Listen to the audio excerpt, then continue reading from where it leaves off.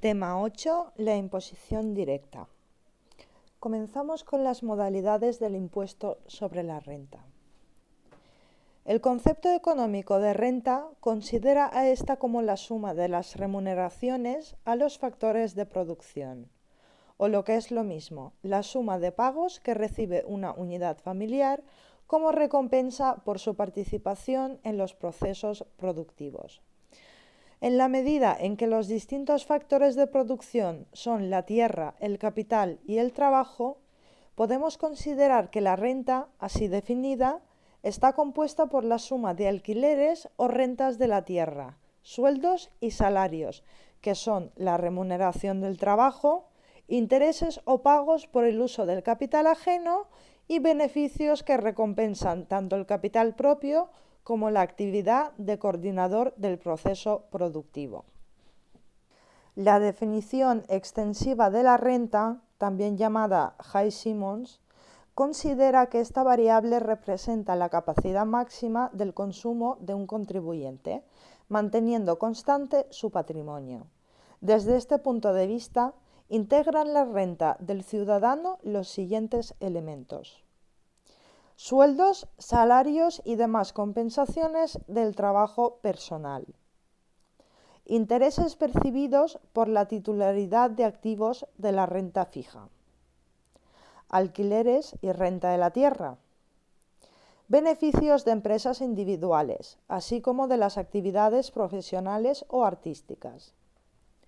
Los dividendos procedentes de la titularidad de activos de renta variable y las rentas pagadas en especie, por ejemplo, uso de la vivienda. Transferencias recibidas del factor público, por ejemplo, el seguro de desempleo. Plusvalías y minusvalías generadas por el cambio en el patrimonio. Y por último, premios, donaciones y herencias recibidas. Imposición de producto cedular. Se establece un impuesto sobre cada una de las distintas fuentes de renta: trabajo personal, rendimientos de la propiedad urbana, de las propiedades agrícolas, de actividades empresariales, profesionales o artísticas, y de las ganancias y pérdidas del capital. Normalmente, el tipo impositivo es de carácter proporcional y no se suman los rendimientos de distintas procedencias. Es un sistema muy sencillo, pero que resulta poco defendible de acuerdo con principios de equidad o suficiencia. Impuesto sobre la renta extensivo. Desde los años 60 hasta el fin del siglo XX ha estado dominado por un modelo de imposición personal sobre la renta, basada en el concepto de renta extensiva. A este modelo responde el impuesto sobre la renta que se aprueba en nuestro país en 1978, en el que se trataba de sumar todos los ingresos del contribuyente, sin establecer diferencias entre ellas, salvo las rentas de trabajo que recibían un trato favorable. La tarifa tenía un amplio número de tramos y un fuerte carácter progresivo. Este planteamiento tiene su apoyo en los principios de suficiencia y equidad. Es evidente que la fuerte progresividad del impuesto permitía una recaudación para el Estado. En cambio, este modelo es mucho más débil si se le valora desde los principios de simplicidad y neutralidad, por su carácter progresivo. Impuesto lineal sobre la renta. Se trata, en este caso, de atenuar el carácter progresivo, sustituyéndolo por un impuesto proporcional con un mínimo exento. Sus ventajas se encuentran en que es más sencillo resolver los problemas causados por la progresividad, pues basta con alterar el mínimo exento para ello y que causa menos efectos negativos sobre las decisiones de los contribuyentes, dado que el elemento clave son los tipos marginales. En el proporcional con mínimo exento, el tipo marginal no es creciente, sino constante. Las críticas a esta modalidad es que no resulta tan coherente con el principio de capacidad de pago, que puede perjudicar a las rentas medias, pero beneficiando a las más altas, suponiendo una menor recaudación para el sector público. Este impuesto es mejor en cuanto a simplicidad y neutralidad y peor en suficiencia y equidad. Impuesto personal sobre el consumo. Consiste en sustituir la base imponible del impuesto sobre la renta, que sería solo la parte de la renta dedicada al consumo, con un tipo impositivo proporcional o progresivo. La ventaja es que tiene evidentes efectos positivos sobre el ahorro, que queda exento de tributación, y sobre el esfuerzo laboral, pues el mero hecho de ganar más no significa pagar más. Su apoyo está en el principio de neutralidad. Sin embargo, tiene una capacidad recaudatoria muy inferior al impuesto sobre la renta, porque puede significar una reducción significativa de la progresividad del sistema tributario, dado que las familias de mayor renta consumen proporcionalmente menos que las de escaso poder económico. Las críticas a esta modalidad proceden de suficiencia, equidad y simplicidad. Imposición dual sobre la renta. Recientemente se ha producido la aparición de una posibilidad adicional: imposición dual sobre la renta. Este es el modelo al que responde el impuesto sobre la renta que se ha establecido en España tras la aprobación de la Ley 35/2006.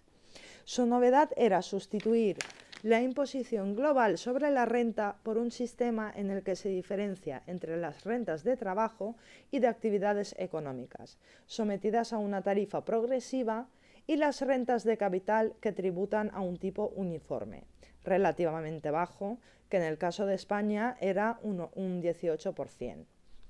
Posteriormente, se modificó el gravamen sobre la renta de ahorro para introducir una limitada progresividad, que desde luego no llegaba a la tarifa de las rentas de trabajo y actividades económicas.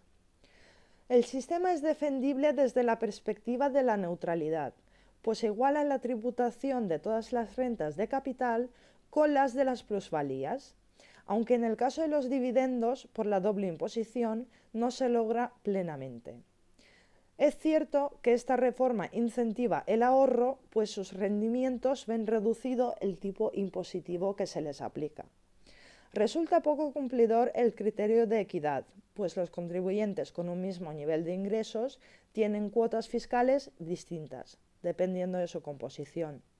Tampoco parece sencillo si atendemos el principio de simplicidad, porque no resulta fácil determinar, en el caso de las actividades empresariales, qué parte del beneficio corresponde al trabajo realizado por el empresario y qué porción es el pago a los recursos de capital invertidos en la empresa. El modelo español opta por considerar que todo el beneficio es fruto del trabajo autónomo del empresario y, por tanto, le aplica el mismo régimen que a los rendimientos del trabajo.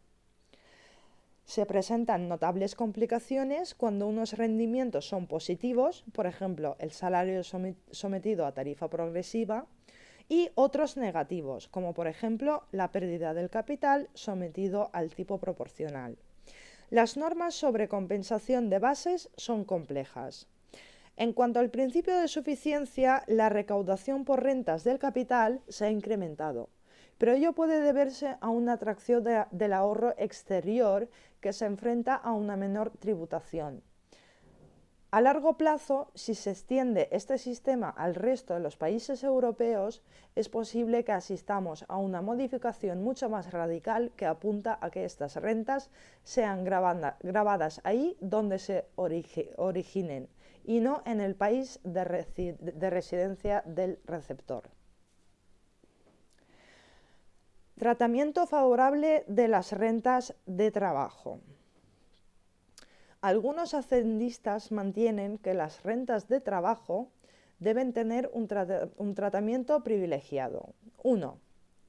Las rentas de trabajo exigen un esfuerzo que no es comparable al de las rentas del capital, cuya percepción no requiere sacrificio alguno. Este argumento parece débil, porque las rentas del capital sí han exigido un esfuerzo previo, en la medida que son fruto del ahorro acumulado por el ciudadano. 2. Las rentas de trabajo son más inseguras que las rentas del capital, aunque los rendimientos del trabajo también están sometidas a un grado de incertidumbre, comparable muchas veces al del trabajo personal. Puede afirmarse que determinadas actividades empresariales o profesionales tienen un riesgo muy superior al existente en la actividad de trabajo por cuenta ajena. 3. Las rentas de trabajo tienen un horizonte temporal limitado, mientras que las rentas del capital son, en principio, indefinidas. El argumento se apoya en la idea de que al llegar la edad fijada en la legislación, el trabajador deja de participar en el proceso productivo y de obtener rentas o las ve reducidas. Por ende, el trabajador deberá realizar un esfuerzo de ahorro suplementario, con el fin de crear un patrimonio suficiente para mantener el mismo nivel de ingresos que cuando estaba en activo. De ahí que se le concede una deducción especial. Tratamiento de dividendos. En el caso de los dividendos procedentes de la propiedad de acciones de sociedades, la dificultad se debe a la coexistencia de dos tributos diferentes sobre una misma fuente de renta. Los dividendos percibidos por los socios son una parte de los beneficios de la sociedad, y estos ya han sido gravados por un impuesto anterior, concretamente por el impuesto de sociedades. De este modo se produce un problema de la doble imposición de los dividendos. Nuestra legislación ha optado por distintas soluciones, desde el uso de una deducción en la cuota, después por el avoer fiscal, que consiste en multiplicar el importe del dividendo por un coeficiente y establecer una deducción en la cuota, que es lo que hace desaparecer el exceso de gravamen generado por la coexistencia de ambos tributos, y más adelante se optó por dejar exentos los dividendos hasta un límite de 1.500 euros, exención que ha desaparecido en la última reforma del IRPF. Tratamiento de las rentas en especie. Las rentas en especie aumentan la capacidad de consumo del ciudadano. Una exención de este tipo de rentas favorecería que las empresas hiciesen pagos de esta naturaleza con la finalidad de que el contribuyente eludiera el impuesto.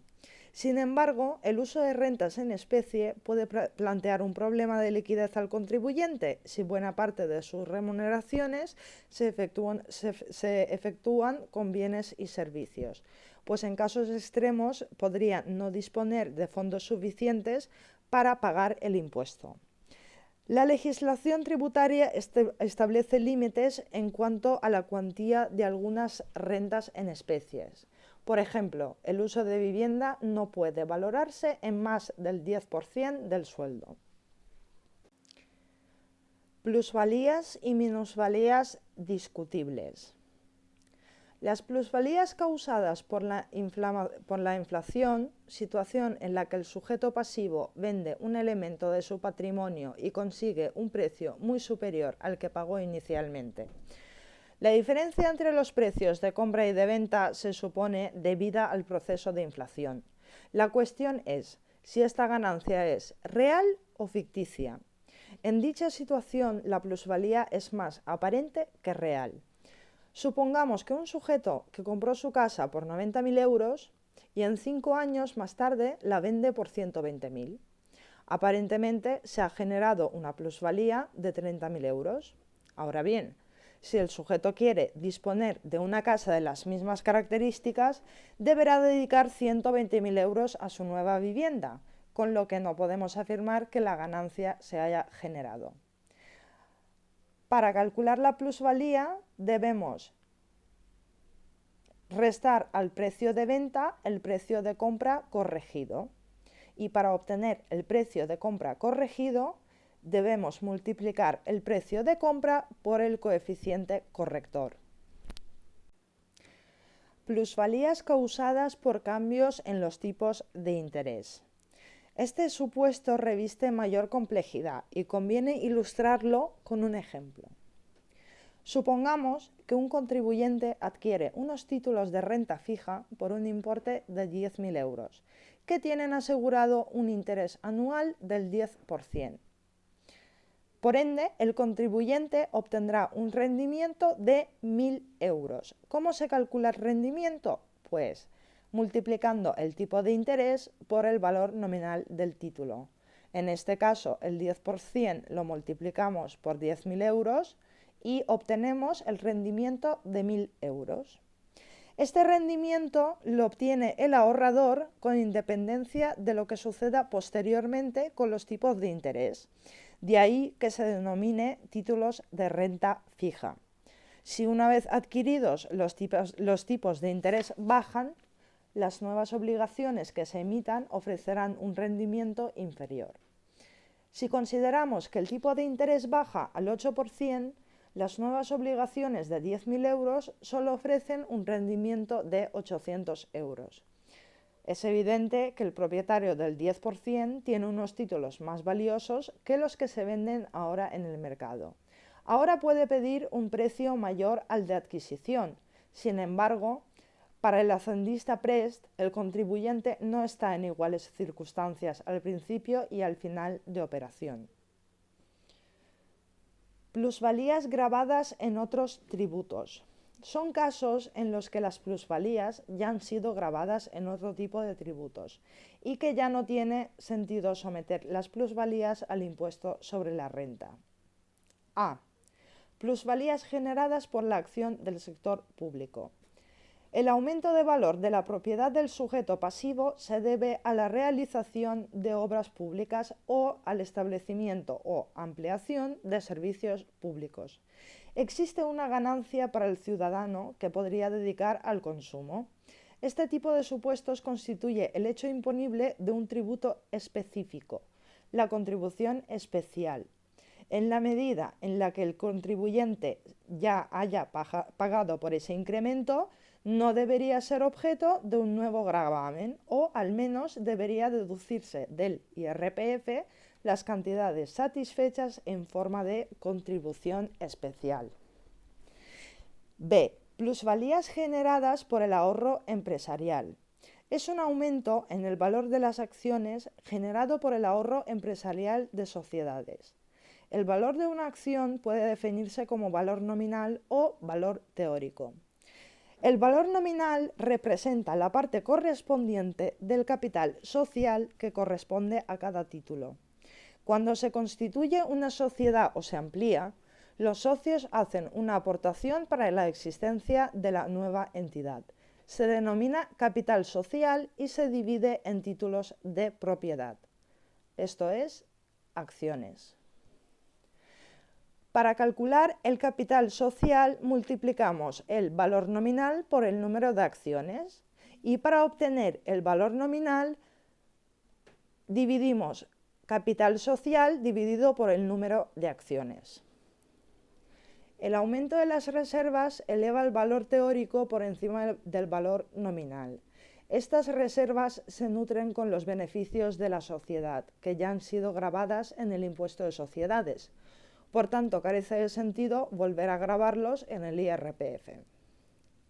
El valor de capitalización representa lo que se está dispuesto a pagar por un título que genera un rendimiento, en el caso de las acciones, un dividendo a lo largo del tiempo. Una reducción del dividendo por obra del impuesto reduce el valor de capitalización de la empresa y, por tanto, la plusvalía generada. Si esta limitación del dividendo se debe al impuesto de sociedades, también queda afectado directamente. La posibilidad de obtener una plusvalía resulta innecesaria gravarla independientemente. Problemas planteados por la progresividad del impuesto. El IRPF plantea numerosos problemas de diseño a causa de su carácter progresivo. Se destacan 4 cuestiones: unidad contribuyente, rentas de plazo mayor de un año, rentas irregulares y el efecto de la inflación sobre el impuesto. El problema de unidad del contribuyente. La cuestión se plantea cuando 2 o más componentes de la familia obtienen rentas. Si el impuesto fuese proporcional, daría lo mismo que declarasen de forma conjunta o por separado. Pero si es progresivo, la suma de los ingresos se ve sometida a un tipo superior, al que correspondería a cada uno de los sumados. Las soluciones para el problema de unidad del contribuyente son tres. La primera es permitir la declaración por separado aunque se esté casado. Genera un incentivo a que las rentas comunes se pongan a nombre del perceptor de la renta más baja. A esto se le denomina arbitraje fiscal.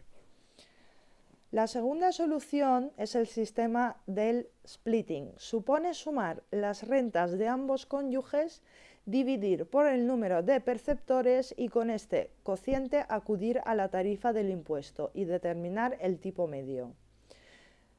La cuota se obtiene aplicando este tipo medio a la suma de rentas. Este sistema genera el mismo resultado que la declaración por separado, pero tiene la ventaja de que no es necesario que los cónyuges alteren la atribución de rentas.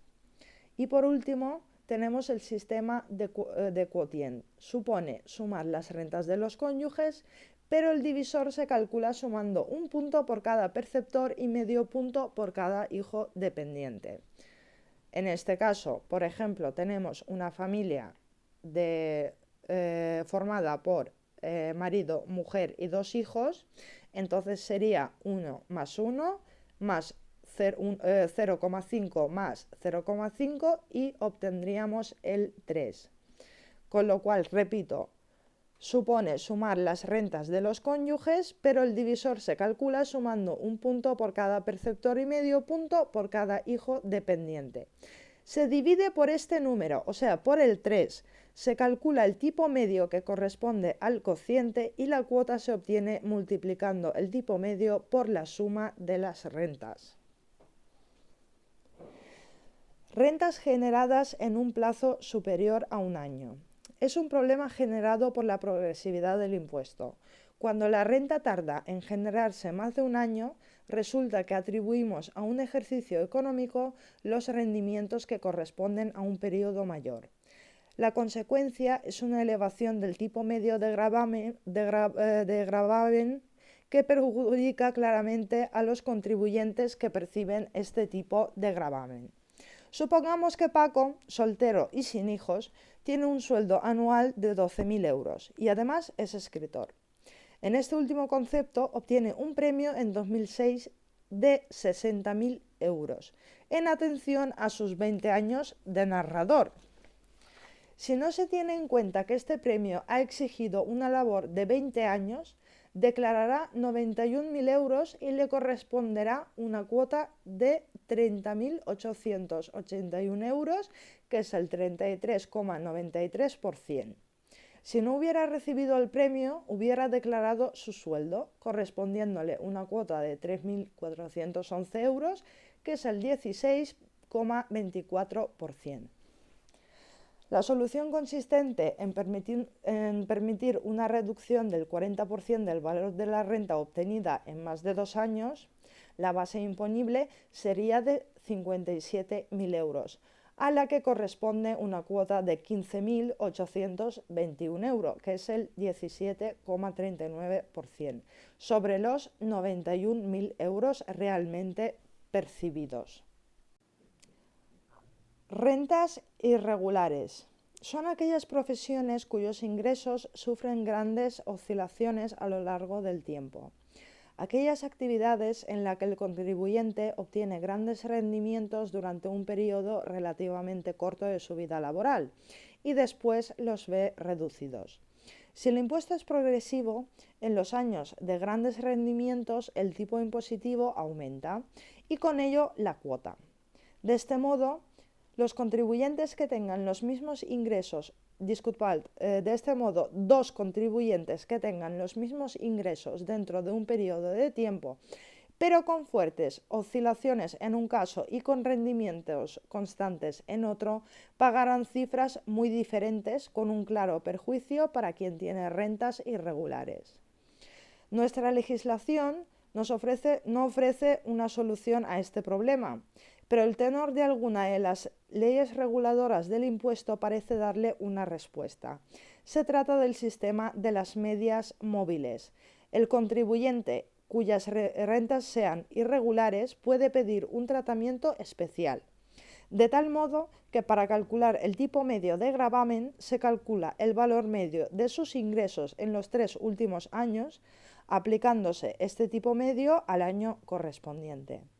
Al año siguiente se volverá a obtener ingreso medio y para ello excluimos la cifra del año más distante en el tiempo e incorporamos los datos del más reciente.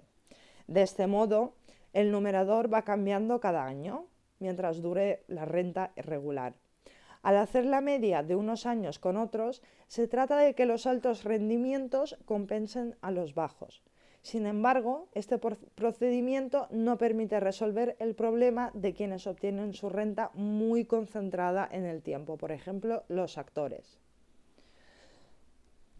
Pasamos al efecto de la inflación en el impuesto y la progresividad en frío.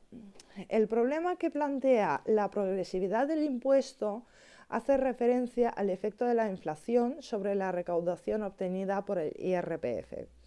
Supongamos que un contribuyente obtiene en un año unos ingresos de 30.000 euros, aplicándole un tipo medio del 21,64% y una cuota de 6.493 euros con 60 céntimos.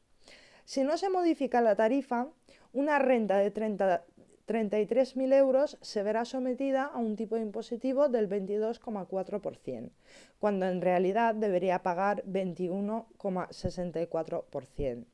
Si la tarifa no se corrige, el contribuyente sufre un exceso de gravamen, denominado progresividad en frío o rémora fiscal. Disculpad. ¿Cómo calculamos la rémora fiscal? Tipo medio no corregido menos tipo medio corregido multiplicado por la base. En este caso tenemos 22,4% menos 24,64% por 30.000 euros. La forma de corregir la progresividad en frío basta con que los responsables de la gestión de los impuestos actualicen cada año la tarifa. Este procedimiento se denomina indicación. Impuesto de sociedades.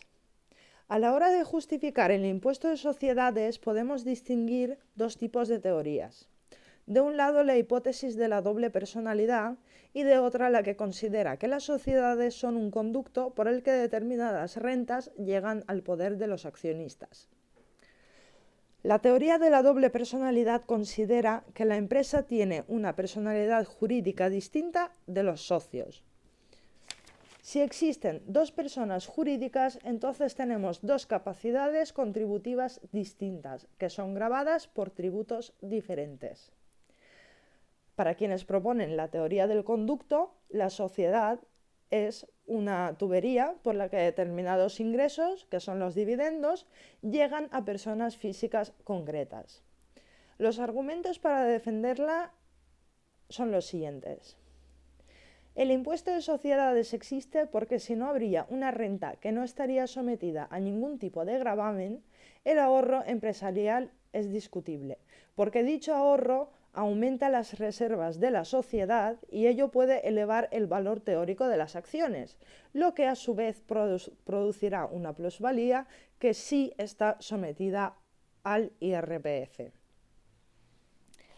El impuesto de sociedades es una contrapartida que debe pagarse a cambio del privilegio de la responsabilidad limitada de los socios que no responden con su patrimonio personal de las deudas de la sociedad. No obstante, existen sociedades donde ese privilegio no se concede, por ejemplo, sociedades colectivas. El impuesto de sociedades es una forma de luchar contra el poder de las grandes empresas que disponen de enormes recursos económicos y dicho impuesto tiene carácter proporcional y sería más defendible si fuera progresivo. El impuesto de sociedades es la contrapartida a los beneficios que obtienen las empresas de la acción del sector público. Si esto fuera cierto, se notaría en la cifra de los beneficios percibidos por la empresa y en los dividendos que reparta entre sus accionistas, quienes se verán obligados a satisfacer el correspondiente IRPF. Por ende, no es un argumento excesivo. El impuesto de sociedades es un instrumento de política fiscal. Si el Estado quiere incentivar determinados comportamientos, es más fácil hacerlo a través de deducciones en la cuota de este impuesto. Dicho argumento, unido a la capacidad recaudatoria del tributo y su escasa perceptibilidad por el contribuyente, explica la pervivencia de esta figura tributaria. El problema de la doble imposición de los dividendos. Para resolver el problema, los diferentes sistemas fiscales han aportado un amplio catálogo de soluciones que podemos agrupar en dos modalidades: integración total e integración parcial. Integración total. El problema se resuelve suprimiendo el impuesto de sociedades y presumiendo que la cifra total de beneficio ha sido percibida por los propietarios de la sociedad. Estos incluyen dichas cantidades en la base imponible del impuesto sobre la renta, aplicando la tarifa correspondiente. Integración parcial. Se mantienen los dos impuestos, pero se establecen normas específicas para aminorar el problema de la doble imposición de los dividendos. Dichas normas pueden introducirse en el impuesto de sociedades, considerar los dividendos como gasto deducible para calcular la base imponible, establecer dos tipos impositivos diferentes en el impuesto, uno muy alto para el beneficio no distribuido y otro muy bajo o incluso cero para dividendos. En los dos casos, el resultado es que los dividendos no sufren ningún gravamen en el impuesto de sociedades, con lo que es imposible que se produzca la doble imposición. La desventaja de esta fórmula es que favorece que la empresa dedique a dividendos la totalidad del beneficio. En el impuesto sobre la renta, permitir una deducción en la cuota a través de labor fiscal, que consiste en multiplicar el dividendo percibido por un coeficiente y luego aplicar una deducción por el dividendo. Dejar exentos los dividendos en el IRPF al menos hasta una cierta cuantía, que era la solución vigente en España hasta la última reforma que eliminó tal deducción. De modo que volvemos a la situación de doble gravamen de dividendos sin ajuste alguno. Impuesto sobre el patrimonio neto. Se trata de un impuesto que recae sobre la riqueza neta, es decir, descontando del valor del activo las deudas del sujeto pasivo. Tiene en cuenta las circunstancias personales del contribuyente y se recauda periódicamente. Es equivalente a un recargo sobre las rentas del capital. Criterio de capacidad de pago. Las dos personas con idéntica renta, una de las cuales tenga un gran patrimonio y otra que no disponga de él, tienen capacidad económica distinta. La capacidad económica adicional que representa la posesión de riqueza merece la existencia de un tributo propio, y esa finalidad se cubre con el impuesto sobre patrimonio neto. Eficiencia económica. De un lado, el recargo sobre las rentas del capital es mayor cuanto menor sea el rendimiento del patrimonio. En tales circunstancias, el impuesto sobre la riqueza neta obliga al contribuyente a dedicar sus activos a las finalidades más productivas, mientras que este incentivo esté ausente en el IRPF. De otro lado, la equivalencia entre el impuesto sobre el patrimonio neto y recargo sobre las rentas del capital permite rebajar la tributación en el IRPF y compensarla con el tributo sobre la riqueza. Al contribuyente le daría lo mismo una situación que otra, pero sus efectos económicos no son idénticos. Ello se debe a que los altos tipos marginales del IRPF no solo generan un efecto indeseado en el ahorro, sino que además pueden afectar a la decisión de ofrecer horas de trabajo, mientras que en el impuesto sobre el patrimonio neto se puede dar un efecto disuasorio sobre el ahorro, pero no influye sobre la oferta de trabajo. Control de otros impuestos del sistema tributario. Es una forma de evitar la posibilidad de defraudar en el impuesto sobre la renta. Pues si se ocultan rentas, no será fácil explicar cómo se generan grandes patrimonios. Además, colabora en la correcta valoración de las pérdidas o ganancias del capital, pues si se producen, afectan al valor del patrimonio neto declarado. Este impuesto se presenta como pieza decisiva en la aplicación del impuesto sobre sucesiones y donaciones. El impuesto sobre el patrimonio neto tiene una escasa potencia recaudatoria en España. Nació con un carácter de tributo temporal, de ahí el nombre de impuesto extraordinario sobre el patrimonio que recibió en 1977. Sin embargo, se convirtió en una figura más de nuestro sistema tributario, hasta su desaparición en 2008.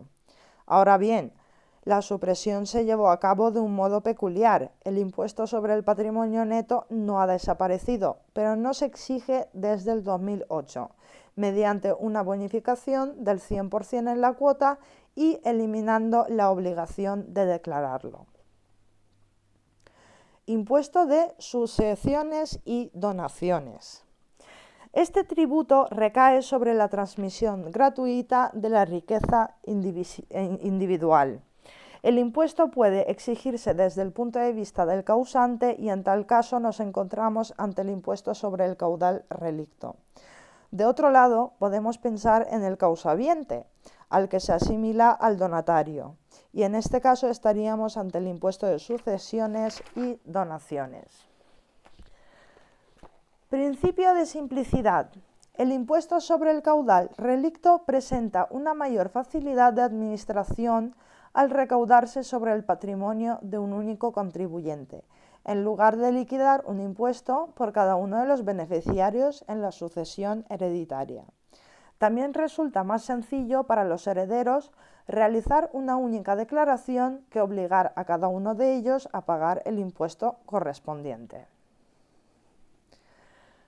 Principio de suficiencia.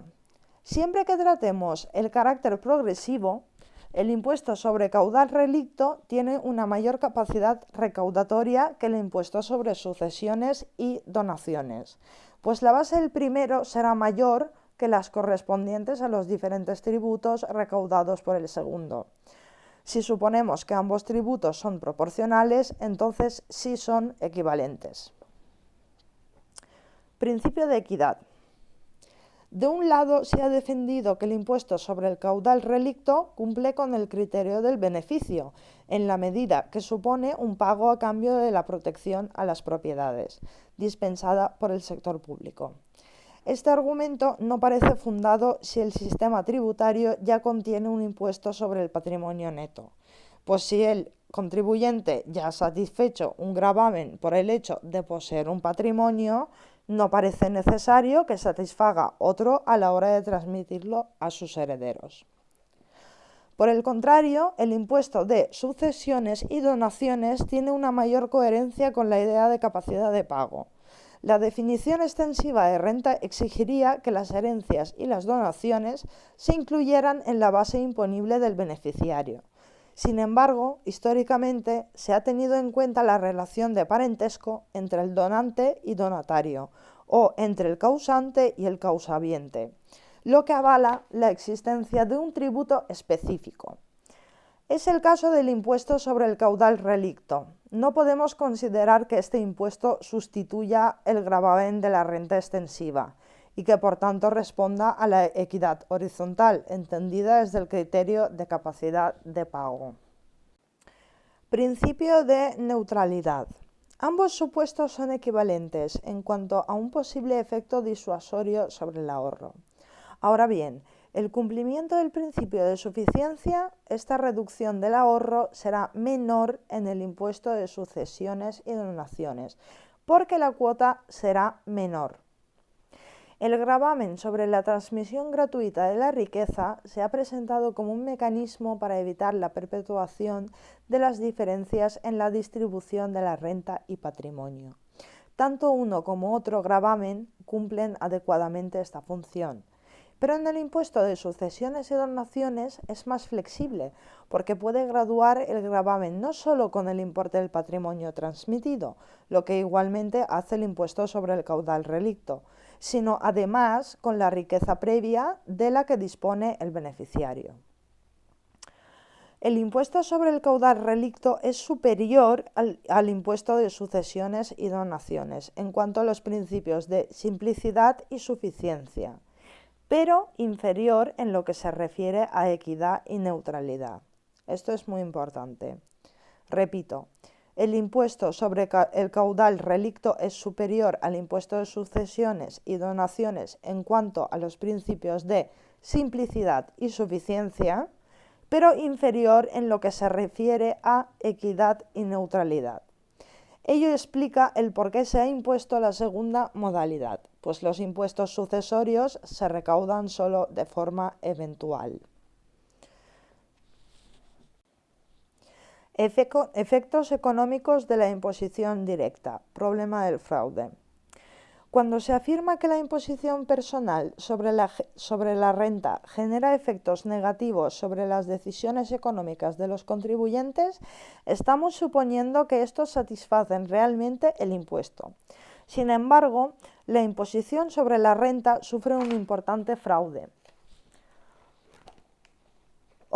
El propio fraude puede analizarse como fruto de una decisión económica del contribuyente que compara las ventajas de su incumplimiento tributario con los perjuicios de tal actuación. El contribuyente defraudará siempre que el beneficio esperado sea mayor que el coste en el que puede incurrir. Existen tres posibles vías para la acción del sector público si se quiere reducir el fraude. 1. Elevar las sanciones fiscales por fraude. 2. Aumentar la probabilidad de detección del contribuyente. Y 3. Reducir los tipos marginales del impuesto. Efectos sobre la oferta del trabajo. Los modelos teóricos se clasifican en dos grandes esquemas. Los que consideran que el trabajo puede decidir libremente el número de horas que ofrece, y los que parten del supuesto de que la decisión es dicotómica, trabajar o no, pero que no se puede alterar la jornada laboral que ya está prefijada. La libre elección de horas, de una parte, la rebaja en la compensación percibida por el trabajador induce a que éste reduzca el número de horas ofrecidas para incrementar su tiempo de ocio. A esto se le llama efecto sustitución. De otra parte, al reducirse sus ingresos, el trabajador puede verse obligado a realizar un esfuerzo suplementario con la finalidad de mantener su nivel de vida. A esto se le llama efecto renta. Modelos dicotómicos. Los casos en los que la decisión del contribuyente es entre incorporarse o no al proceso productivo. Podemos representar dos opciones para la unidad familiar. El impuesto sobre la renta puede influir en la decisión a partir de dos elementos. El primero se refiere a la solución de aplicar al problema de la unidad contribuyente y la cuantía que suponga el impuesto recaudado por las rentas de ambos miembros de la unidad familiar. El segundo atañe a la posibilidad o no de deducir los costes de la renta percibida por el sujeto. Efectos sobre el nivel de ahorro. El impuesto sobre la renta puede generar efectos negativos sobre el ahorro de los contribuyentes a través de un buen número de mecanismos. A. El IRPF reduce la renta disponible de los contribuyentes. Tal reducción puede abordarse renunciando al consumo o al ahorro, partiendo de la teoría relativa. Es más fácil que el perdedor sea el ahorro, pues a los agentes económicos les resulta muy difícil rebajar su calidad de vida. A esto se le llama efecto trinquete. El hecho de que el IRPF sea progresivo acentúa el problema, pues reduce proporcionalmente la capacidad económica de quienes tienen mayores posibilidades de ahorrar, pues la propensión marginal al consumo es decreciente al incrementarse el nivel de renta. El ahorro se puede entender como un modo de ajustar la corriente de ingresos percibida por el contribuyente a sus planes de consumo. Así, si reducimos la vida del ciudadano a dos periodos, presente y futuro, puede suceder que si el consumidor prevé tener más ingresos hoy que mañana, decida ahorrar una parte de su renta para que en el futuro se pueda mantener su nivel de consumo.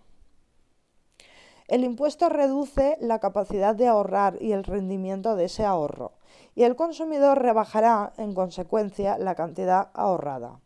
Ahora bien, si pretende alcanzar un nivel de consumo predeterminado en el futuro, tendrá que ahorrar más para recuperar los rendimientos perdidos por culpa del impuesto y porque su renta futura se verá disminuida a consecuencia del IRPF. Las normas reguladoras del impuesto sobre la renta favorecen determinadas formas de ahorro, entre las que deben resaltarse la adquisición de vivienda propia o la participación en fondos de pensiones. Los impuestos sobre riqueza generan incentivos a favor de mantener el ahorro en activos menos controlables fiscalmente. B. El impuesto de sociedades afecta al ahorro que llevan a cabo las propias empresas para crear reservas. La sociedad puede proceder al reparto de dividendos o mantenerlos dentro de la empresa. A esto se le llama ahorro empresarial, que puede generar una plusvalía. Si el sistema tributario trata de forma diferente a los dividendos y a las plusvalías porque se someten a tarifas distintas o porque en un caso se ha resuelto el problema de doble imposición y en el otro no, habrán accionistas que prefieran aquellas empresas que dedican sus beneficios al pago de dividendos y otros comprarán activos de sociedades que dedican sus beneficios al ahorro empresarial. A esto se le llama efecto clientela. C. La imposición patrimonial actúa disuadiendo el nivel de ahorro, porque el impuesto sobre el patrimonio neto grava el ahorro acumulado por el contribuyente, y porque la imposición sobre las herencias puede reducir el importe del legado que cada persona desea dejar a sus herederos. Los legados percibidos por cada generación y la herencia que se deja a la siguiente se configuran como un proceso dinámico. Cada decisión de un grupo de agentes económicos sobre el legado que dejará a los herederos se ve afectada por la herencia que se ha percibido previamente. Los deseos de dejar una herencia dependen positivamente de la riqueza disponible por el ciudadano. Esta relación positiva puede tener un carácter creciente o decreciente. Efectos sobre la inversión. El impuesto sobre la renta y el impuesto de sociedades recaen sobre los beneficios de las empresas individuales y las de carácter societario. En ambos casos, a la hora de definir los beneficios, considera como gasto deducible tanto el salario pagado como el uso de factor humano, como el coste del uso de capital. El impuesto sería neutral, se permite deducir a efectos fiscales el coste económico sufrido por el empresario al contratar recursos productivos. Ocurre, sin embargo, que en el caso del coste del capital, el valor económico difiere del valor deducible a efectos fiscales. Puede observarse que el coste fiscalmente deducible es superior al real o al económico, lo que supone una subvención indirecta, salvo que nos encontremos con un caso de estabilidad de precio. Además, en nuestra legislación se establecen una serie de deducciones para aquellas empresas que lleven a cabo procesos de ampliación de sus instalaciones o que realicen gastos para la promoción de sus productos. En la medida en que estos incentivos sean eficaces, podremos afirmar que se favorece la inversión empresarial.